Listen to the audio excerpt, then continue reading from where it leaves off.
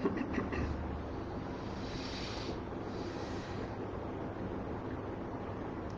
தத் சத். இன்னைக்கு ஒரு விசேஷ கதை. இன்றைக்கு பௌர்ணமி திதி, ஆஷாடி பௌர்ணமி, ஸ்ரீ வியாச பூஜை. இதை கதை அப்படின்னு கூட சொல்ல முடியாது. வியாச பௌர்ணமி பற்றி, வியாச பூஜை பற்றி, குருதட்சிணையை பற்றி நாம் அடிப்படையாக சில விஷயங்கள் தெரிஞ்சுப்போம். அதுதான் கதை.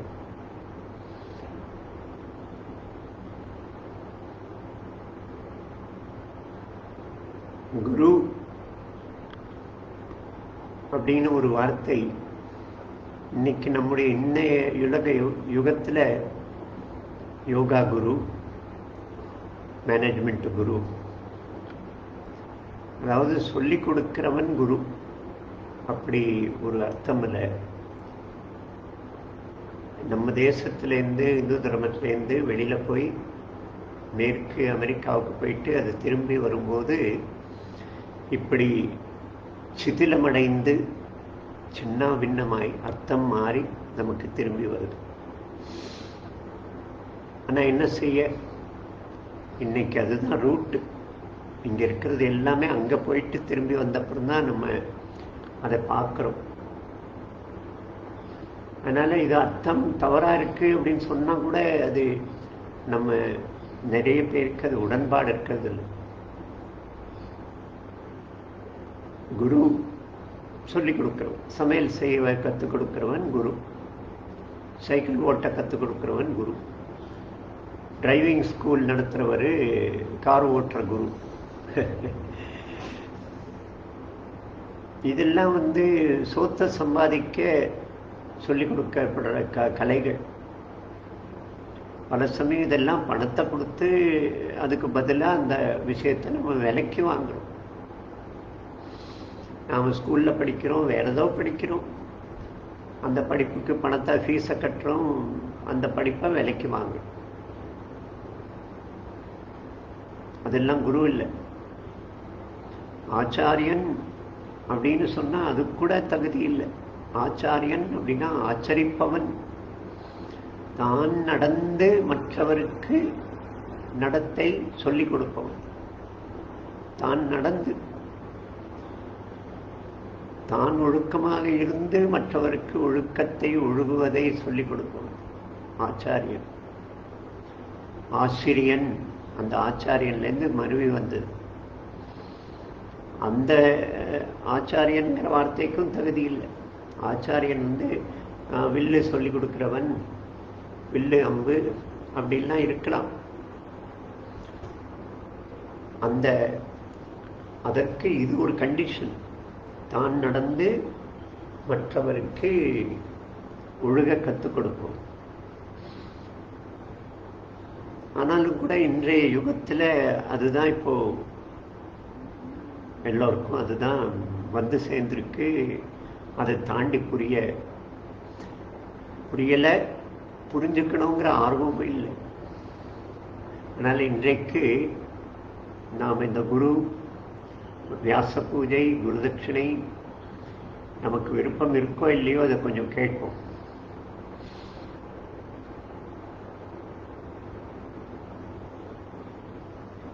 ஞானத்தை கொடுக்கும், வெளிச்சத்தை கொடுக்கும், அறியாமையிலிருந்து அறிந்த நிலையை நோக்கி அழைத்து செல்லும், நமக்குள்ள இருக்கிற பளிச்சுன்னு ஒரு வெளிச்சத்தை, அந்த விஷயத்துடைய சூக்ஷ்மமான விஷயங்கள் எல்லாம் நம்மால பார்க்கக்கூடிய அளவுக்கு ஆற்றலை கொடுக்கக்கூடியது ஞானம். அதை கொடுக்கிறவன் குரு. வியாச பூஜை அப்படின்னு இன்னைக்கு பேர். வியாச பூஜை. யார் இந்த வியாசன்?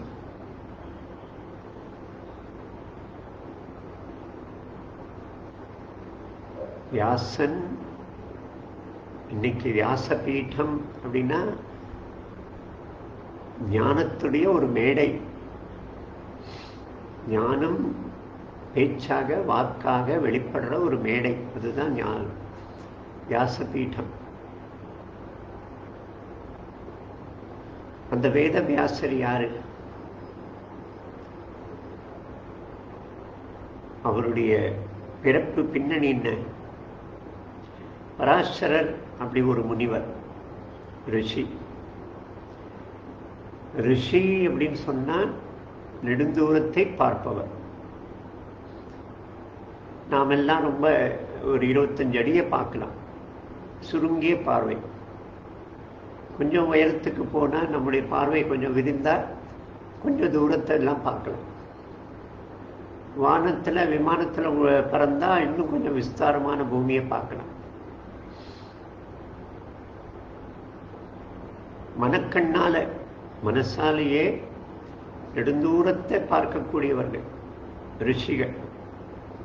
இந்த நெடுந்தூரம் அப்படின்னு சொல்லும்போது ஸ்கேலால் அளக்கிற அளவு, இத்தனை டிஸ்டன்ஸ், இத்தனை தொலை தூரத்தில். ஆனால் ஒரு விஷயம் என்னன்னா, தொலைதூரம் தொலைதூரம், அதை தாண்டி அப்படின்னு போக போக போக ஸ்கேலால் அளக்கக்கூடிய தூரம் இல்லை, அது கூட காலத்தால் தான் அளக்கப்படுறது. லைட் இயர்ஸ் அப்படின்னு சொல்றோம். அதாவது இந்த நட்சத்திரம் எவ்வளவு தூரத்தில் இருக்கு, இவ்வளவு வருஷங்கள் அங்கிருக்கிற வெளிச்சம் நம்மை வந்து அடைய இவ்வளவு வருஷங்கள் ஆறுது, அவ்வளவு தூரத்தில் இருக்கு. அதாவது காலத்தால தான் அளவு, தூரத்தை கூட. அப்படி தூரம் காலம் ரெண்டுமே கலந்து போயிடுது. இந்த ரிஷிகள் அடுத்த தலைமுறை, அடுத்த நூற்றாண்டு, அடுத்த 1000 ஆண்டு, அடுத்த 10,000 ஆண்டுகள் அதை பார்க்கக்கூடியவர்கள். அந்த மக்களுக்கு 1000 வருஷம் கழிச்சு அவர்களுக்கு தேவையானதை சொல்லக்கூடியவர்கள், அதை எழுதி வைத்தவர்கள். அதுதான் ரிஷி. அப்படிப்பட்டு தனக்காக வாழ்ந்திடாமல் இப்படி மற்றவருக்காகவே, பிற நலனுக்காக, உலக நலனுக்காக, ஜீவன்களுடைய நலனுக்காகவே வாழ்ந்தவர்கள் ரிஷி. அப்படிதான் ஒருத்தர் பராசர முனிவர் ரிஷி. அவர் ஒரு முறை கங்கையிலிருந்து படகை எடுத்து கங்கையில தாண்டி போயிட்டு இருக்க, கங்கை தண்ணீர். அந்த படகை ஒரு சின்ன பெண் மத்ஸ்யகந்தா, மீன் வாசனை உள்ளவள், மீன் பிடிக்கும் அந்த படகு குடும்பத்தை, அந்த ராஜாவுடைய பெண், அவள் தான் அந்த படகை ஓட்டுற. இந்த பராசரர் அந்த குறிப்பிட்ட நேரத்தில் வரக்கூடிய முகூர்த்தத்தில் வானத்தில் கிரகங்கள் எல்லாம் ஒரு குறிப்பிட்ட அமைப்பில் வருது. இது ஆயிரக்கணக்கான வருஷங்களில் ஒரு முறை வரக்கூடியது.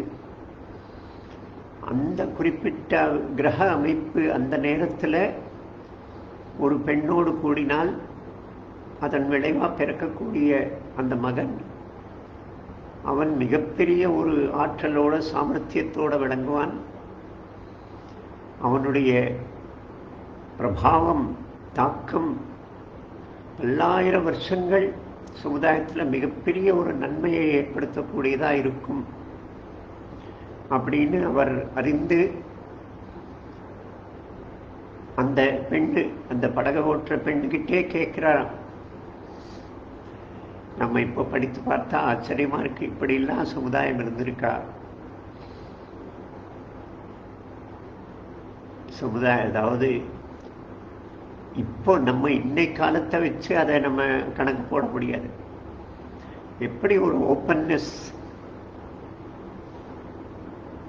தனக்கு இதனால கெட்ட பேர் வரும் அப்படிங்கிறத பத்தி கவலைப்படாம, தர்மத்துக்கு நல்லது, தேசத்துக்கு நல்லது, சமுதாயத்திற்கு நல்லது, அவ்வளவுதான்.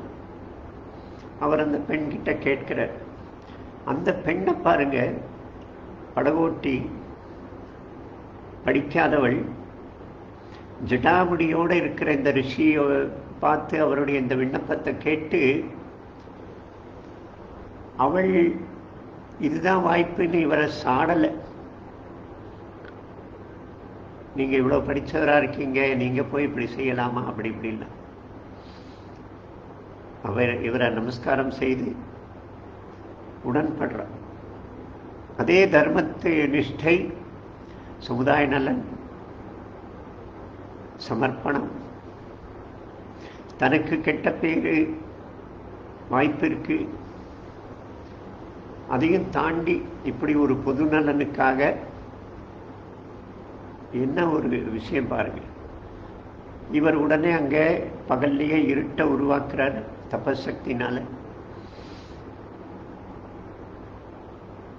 அதன் விளைவா பிறந்தவன் இந்த வியாசன். அவர் அங்கிருந்து போயிடுறாரு. அந்த பெண் அந்த மகனை பெற்று 5 வயசு வரைக்கும் வளர்க்கணும் அப்படின்னு சொல்லிட்டு போயிடும். 5வது வயசுல நான் வருவேன், வந்து மகனை அழைத்து போயிடுவேன் அப்படின்னு சொல்லிட்டு அந்த பெண்ணு இந்த குழந்தையை பெற்று அந்த கங்கையுடைய தீபத்துல ஒரு ஐலண்டில் பிறந்ததுனால துவைபாயனர்னு பேரு, கருப்பா இருந்ததுனால கிருஷ்ணன் பேரு,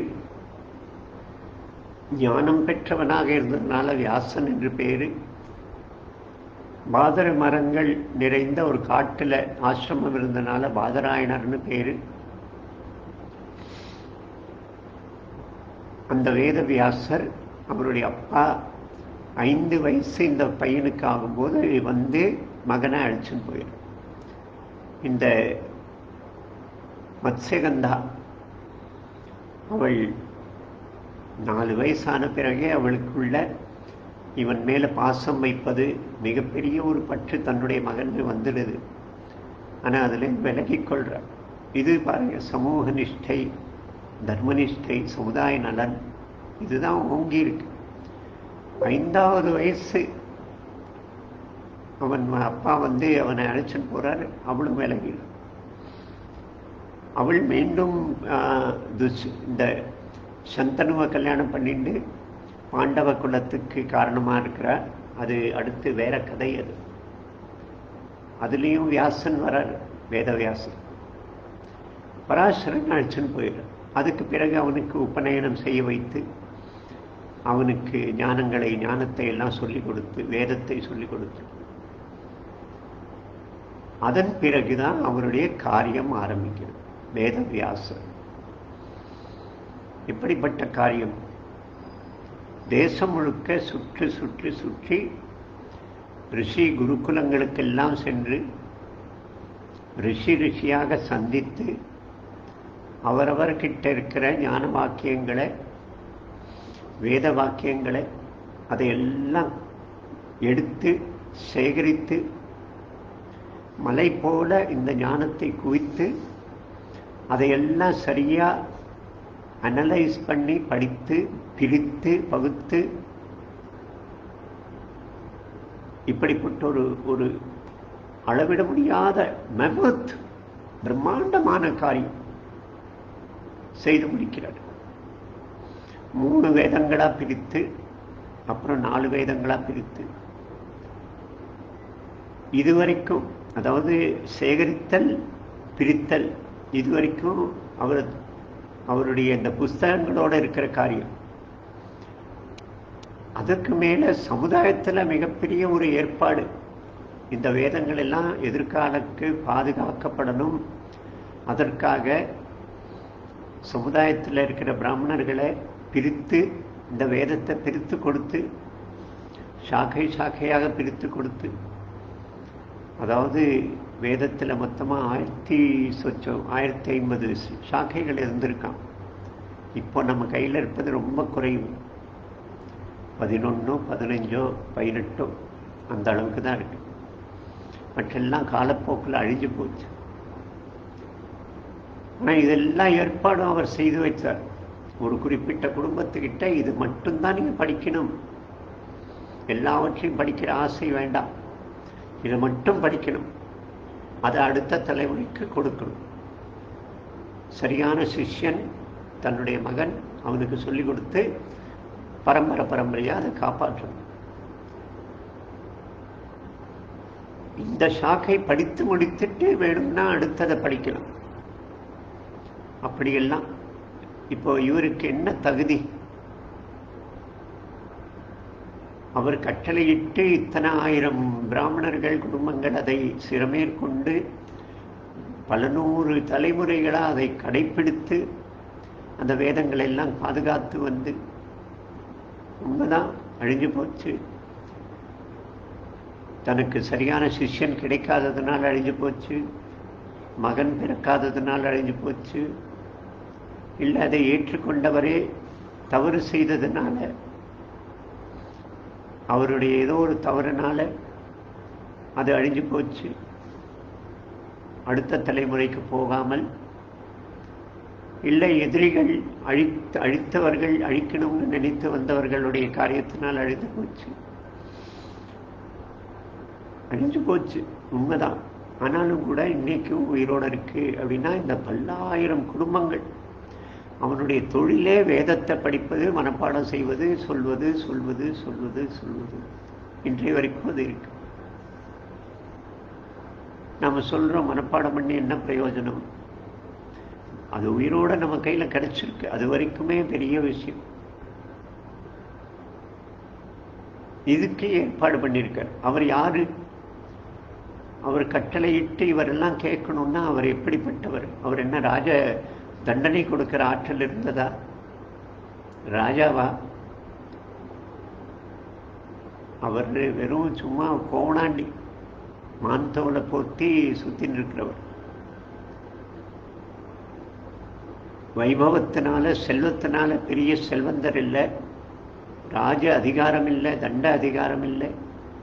பார்ப்பதற்கு கவர்ச்சிகரமா இருந்தாரு, பெரும் கூட்டத்தை தன் பின்னால சுற்ற வைத்தாரு.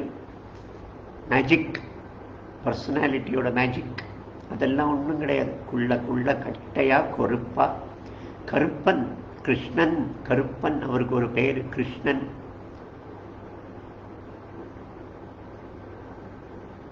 கருப்பா குட்டையா, ஜடாமுடி தங்க கலர்ல இருக்குமா, அந்த அளவுக்கு பழுத்து போன ஜடாமுடி.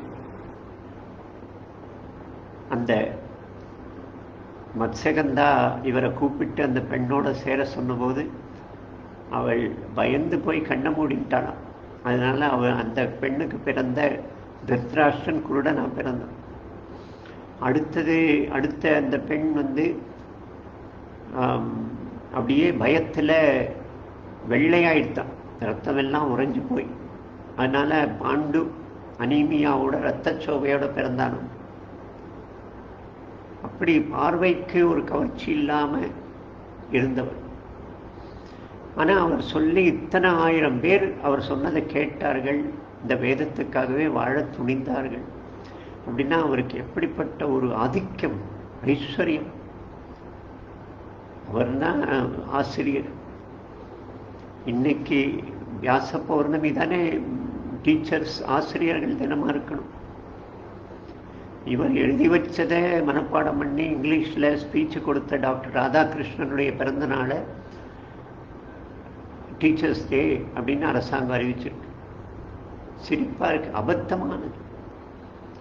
இவருடைய இப்படிப்பட்ட ஒரு காரியத்தை செய்த வேதவியாசர், அவர் தான் டீச்சர்ஸ் டே. இன்னைக்கு பௌர்ணமி, வியாச பௌர்ணமி. இன்றைக்கு மடங்கள்ல எல்லாம் பூஜை நடக்கிறது.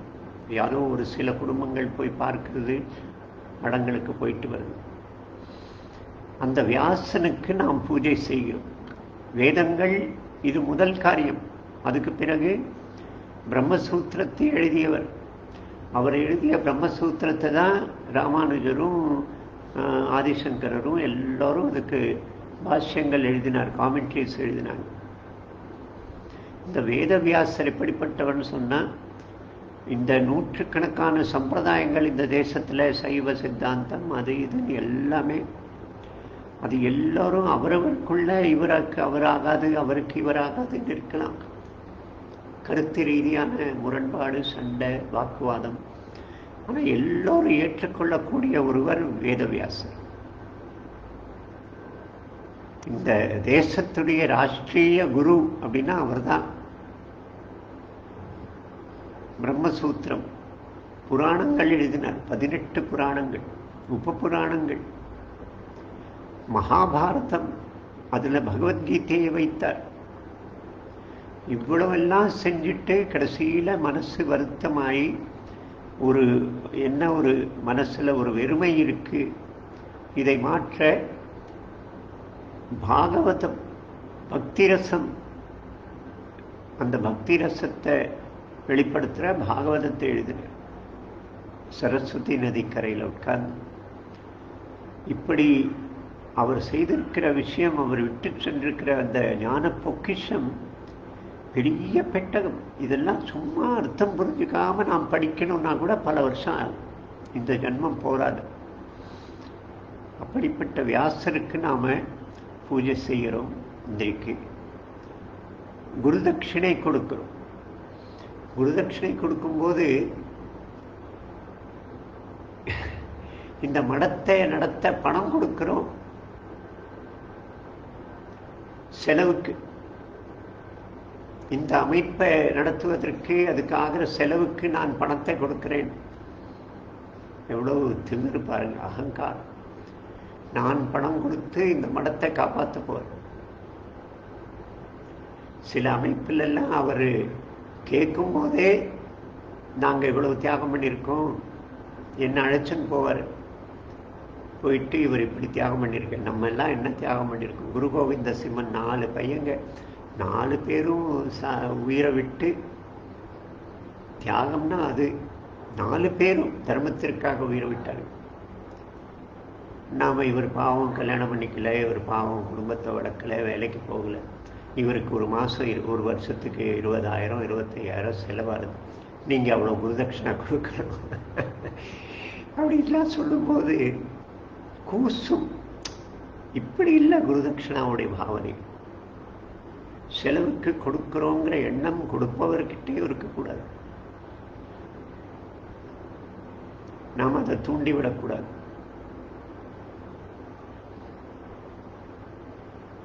கொடுப்பவர் பணமா ஏதோ கொடுக்கட்டும், பணத்தை விட அதிகமா இந்த கருத்து, இதை நான் ஏற்றுக்கொள்ளணும், படிக்கணும். இன்றைக்கு நாம் சங்கல்பம் செய்து வியாசருடைய இந்த ஞான கடலிலிருந்து, சமுத்திரத்திலிருந்து ஒரு துளி தினம் தினம் தினம் தினம் படிக்கணும். ஏதோ ஒரு விஷயத்தை எடுத்து பாகவதம் படிப்போம், மகாபாரதம் படிப்போம், பகவத்கீதை படிப்போம். ஒரே ஒரு துளி படிக்கணும். அந்த கருத்தை நாம, அதுதான் நம்ம எடுக்க குருதட்சிணை. அவர் சும்மா எழுதி வச்சுட்டு போல, டைம் பாஸ் இல்லை. நாம் எடுத்து படிக்கணும். அதுதான் நம்ம சரியான குருதட்சிணை. வேதவியாச பூஜை, வியாச பூஜைங்கிறது அது ஒண்ணுதான் வியாச பூஜை. இன்றைக்கு குருதட்சிணை, குரு பூஜை அன்றைக்கு நாம் இப்படி ஒரு சங்கல்பம் எடுப்போம். அந்த சங்கல்பத்தோடு வியாச பூஜை செய்வோம்.